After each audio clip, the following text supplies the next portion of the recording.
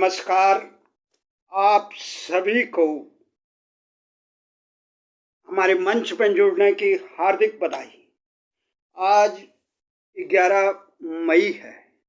ठीक आज से 35 साल पहले आज ही के दिन भगवान श्री कृष्ण, माँ भगवती, पितृदेवों, सभी इष्ट देवों, मित्रों, परिजनों, ग्राम वासियों और स्वहितैषियों की अपार कृपा और सहयोग से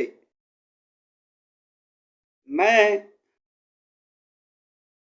दाम्पत्य बंधन में बंधा। रामेश्वरी नेगी के साथ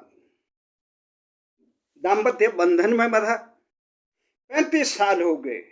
मैं इस विषय पर कभी कुछ नहीं बोला और ये परमात्मा की एक अपार कृपा है, अविश्वसनीय, स्मरणीय, चिर स्मरणीय। इस घटना की कल्पना करते ही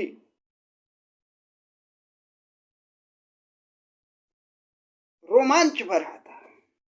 परमात्मा के चरणों में मन सतत नमन करने का करता कि किस प्रकार, जिस प्रकार कहा गया है, बिनु पग चले सुने बिनु काना, कर बिनु कर्म करे विधि नाना। परमात्मा किस प्रकार दिव्य कर्म करता है। आज सुबह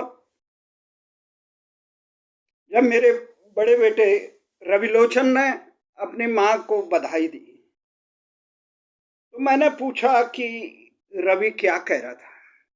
उन्होंने कहा आज हमारी शादी की सालगिरह। तो मैं मुस्कुराया। तो उसने बताया आज ही हमारे समधी यानी रवि के ससुर की भी शादी की वर्षगांठ है। बहुत अद्भुत संयोग है। और 11 तारीख को ही 2020 में मेरे बेटे की शादी, रविलोचन की। तो ये विधि का एक अजीब विधान है। मैंने कहा भी भाई इसमें हमारा कोई योगदान नहीं है। फिर सुबह समधी जी का फोन आया चमोली से, बेटे के ससुर का। उन्होंने कहा कि समधी जी बधाई। मैंने कहा आपको भी बधाई। मैंने कहा उसमें हमारा कोई योगदान नहीं, परमात्मा की अपार कृपा है।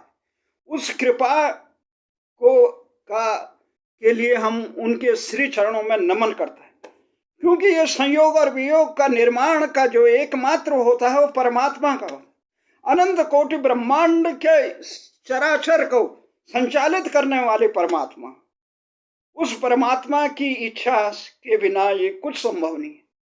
और जो हमारी शादी के बारे में जो भी सुनते हैं, जो बड़े भाग्य से उस घटना के साक्षी रहे, उनको भी आज इस घटना का स्मरण करके बड़ा हर्ष होता होगा। अब विस्मरणीय लगता है, अब विश्वसनीय लगता है कि कैसे परमात्मा कि बिनु पग चले सुने बिनु काना, कर बिनु कर्म करे विधि नाना। जो असंभव को भी संभव करने वाले परमात्मा श्री कृष्ण, जिनकी कृपा से ही मैं जीवन के इस लोकशाही के कुरुक्षेत्र में इस ढंग से गुजरा, और जो मेरे अस्तित्व के ही पर्याय बचपन से ही। तो आज सुबह फिर लक्ष्मी प्रसाद थपलियाल का देहरादून से फोन आया, मित्र। कहते बधाई हो रावत जी, आज केक काटना, खाना बनाना, मंदिर में जाना। मैंने कहा देखो मित्र लक्ष्मी, केक काटना भारतीय संस्कृति का कोई पर्याय नहीं, और इस शरीर से बढ़कर कोई मंदिर नहीं। इसमें साक्षात परमात्मा रहता है।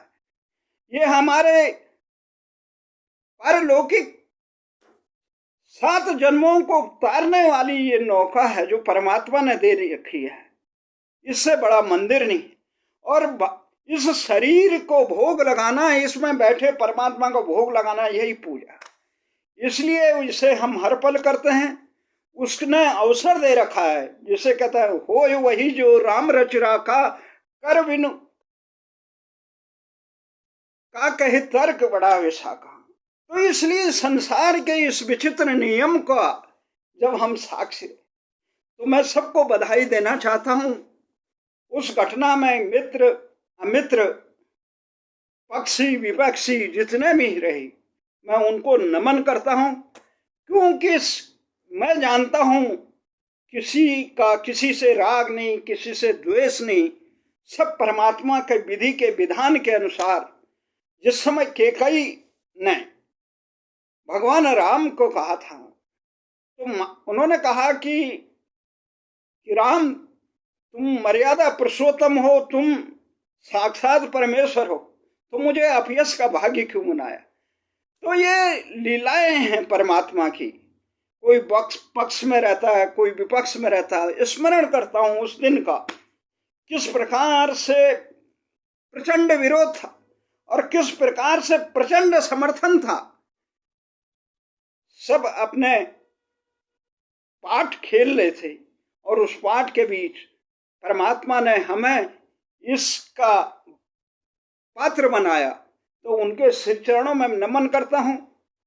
माता पिता बड़ा बड़ी सहित ग्राम के सभी निवासियों का, खासकर